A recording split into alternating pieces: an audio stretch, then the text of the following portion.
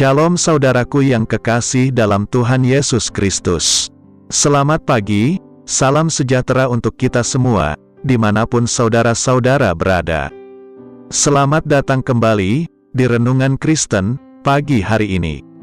Semoga saudara semua dalam keadaan sehat selalu, dan kiranya damai dan sukacita oleh Roh Kudus melimpah dalam hati dan kehidupan saudara semua. Sebelum kita mendengarkan renungan firman Tuhan, mari sama-sama kita berdoa. Bapa kami dalam kerajaan sorga, Bapa yang mulia, ajaib, dan penuh kasih sayang. Bapa yang kami muliakan, di dalam nama Tuhan Yesus Kristus, kami mengucap syukur Tuhan, oleh karena perlindungan-Mu di sepanjang malam, hingga pagi hari ini, kami boleh bangun dengan tubuh yang sehat, kuat, dan diberkati Tuhan. Pada pagi hari ini, kami mau mendengarkan firman-Mu, berbicaralah ya Tuhan, jamah hati kami, berikan kami pengertian, untuk dapat memahami firman-Mu, dan dapat kami lakukan di sepanjang kehidupan kami. Terima kasih Tuhan, dalam nama Tuhan Yesus kami berdoa. Amin. Saudaraku, ayat renungan kita pada pagi hari ini, terdapat dalam kitab Injil Yohanes pasal 15. Ayat 1, yang berbunyi demikian. Akulah pokok anggur yang benar, dan Bapakulah pengusahanya. Saudaraku, aku adalah pokok anggur yang benar. Merupakan pernyataan aku adalah, yang terakhir, sebelum Yesus ditangkap dan disiksa, lalu disalibkan. Sebelumnya, ada beberapa pernyataan Yesus, sebagai aku adalah. Di antaranya, Yesus pernah berkata, Aku adalah terang dunia, aku adalah roti hidup, aku adalah air kehidupan, dan sebagainya. Yesus menyatakan dirinya sebagai pokok anggur, karena Yesus ingin kembali menegaskan, bahwa ketika dirinya sudah tidak bersama-sama murid-muridnya secara fisik, namun persekutuan dengan Yesus, masih tetap harus dijaga. Pokok anggur yang benar, dan ranting-rantingnya, menggambarkan kesatuan, atau hidup bersama, di mana ranting-ranting itu, bergantung sepenuhnya kepada pokok anggur, untuk menghasilkan buah-buahnya. Yang pertama, Yesus adalah pokok anggur yang benar. Pernyataan Yesus sebagai pokok anggur yang benar, merupakan sebuah penggambaran Yesus kepada murid-muridnya, yang menunjuk kepada persekutuan dengan Kristus. Penggambaran Yesus sebagai pokok anggur yang benar, dipilih Yesus, karena pada waktu itu, mereka baru saja melakukan perjamuan, dan minum anggur. Selain itu, Yesus menggunakan ini, sebagai peringatan kepada murid-muridnya, bahwa satu-satunya jalan untuk dapat berbuah, selama di dunia ini, adalah dengan menempel, atau memiliki persekutuan dengan Yesus.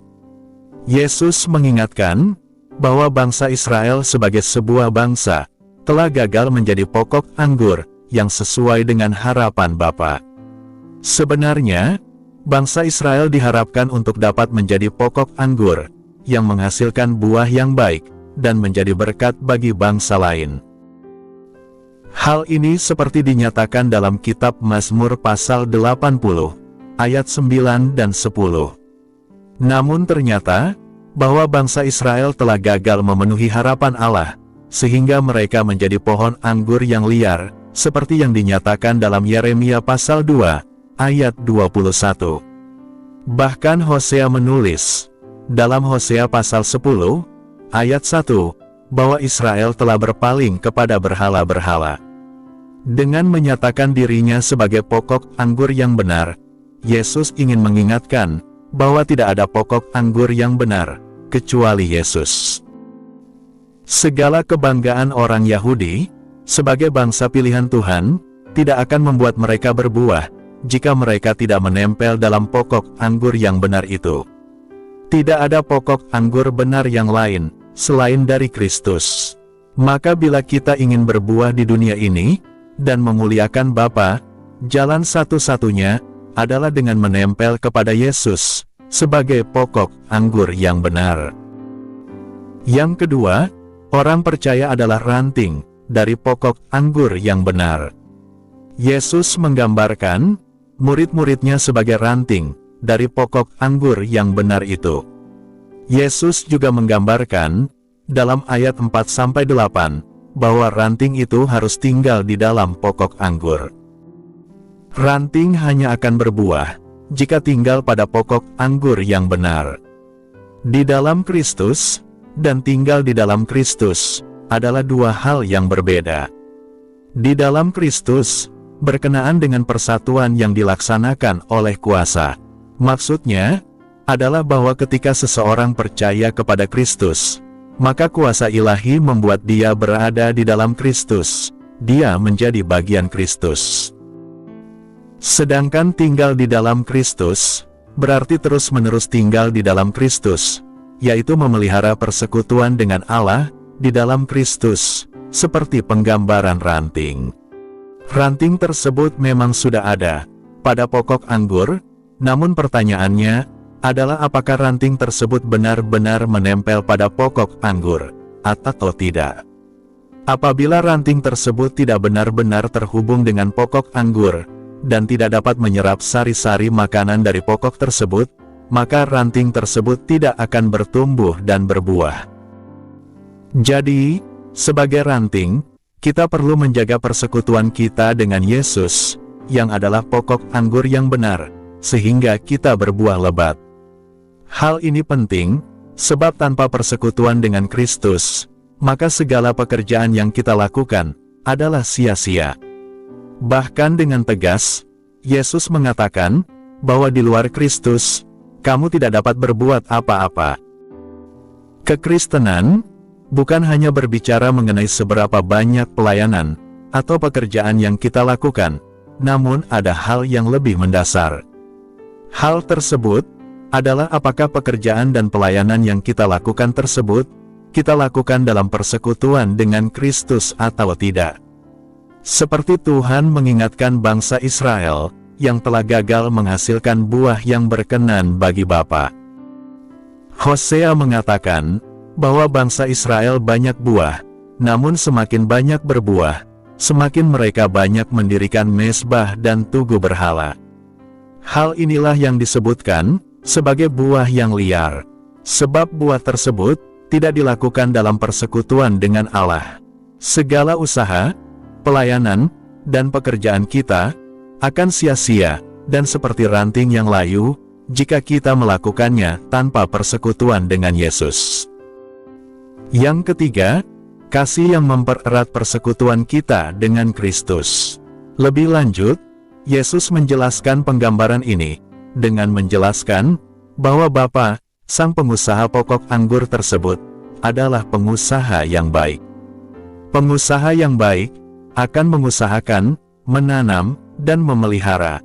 Gambaran ini menyatakan bahwa Allah Bapa mengasihi Kristus sebagai pokok anggur, dan secara otomatis juga mengasihi orang percaya sebagai rantingnya.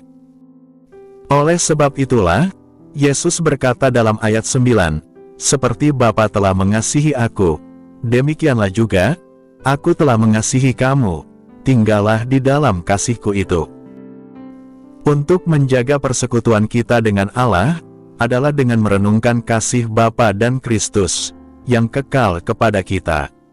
Meskipun ada banyak hal yang terjadi dalam diri kita selama mengarungi hidup, namun satu hal yang pasti, bahwa Allah mengasihi kita dengan kasih yang kekal.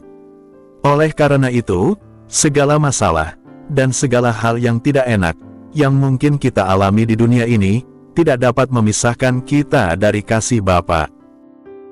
Ketika kita mengingat kasih Bapa, yang mau menyerahkan anaknya yang tunggal, untuk menebus dosa kita, maka kita akan dimampukan, untuk tetap bersekutu di dalam Kristus.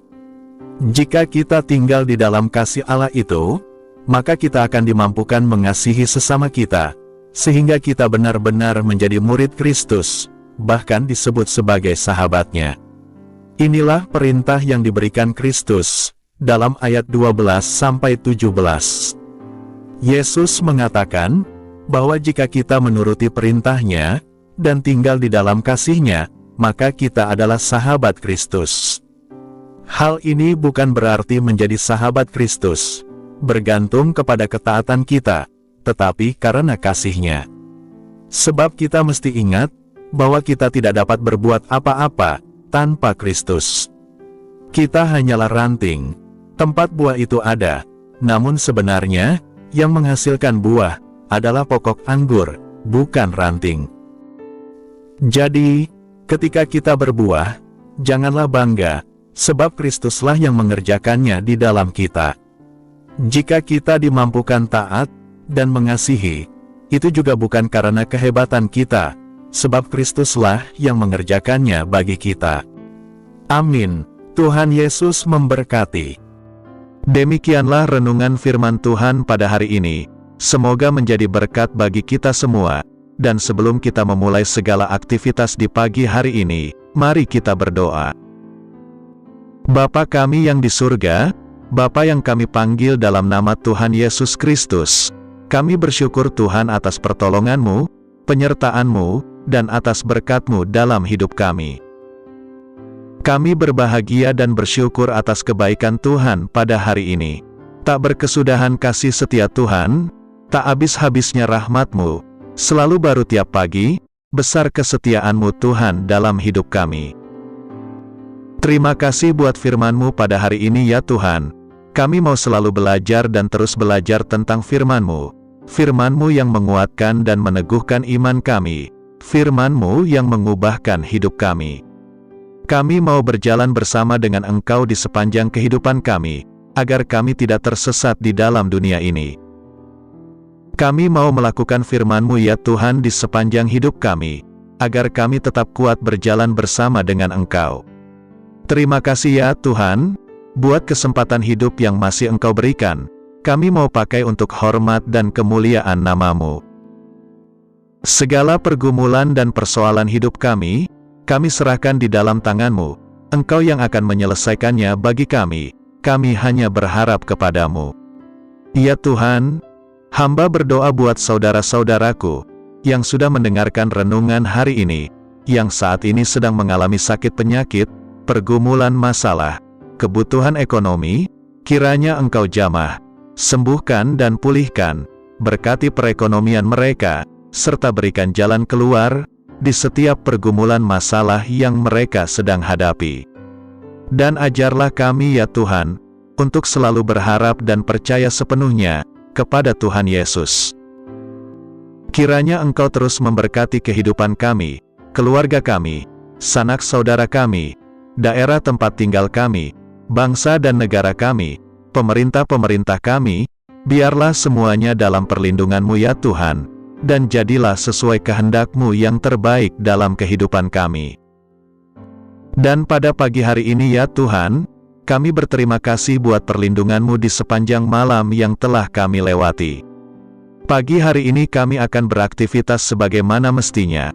Kami yakin dan percaya, perlindungan-Mu tetap ada dalam kehidupan kami, di sepanjang hari yang akan kami lewati ini.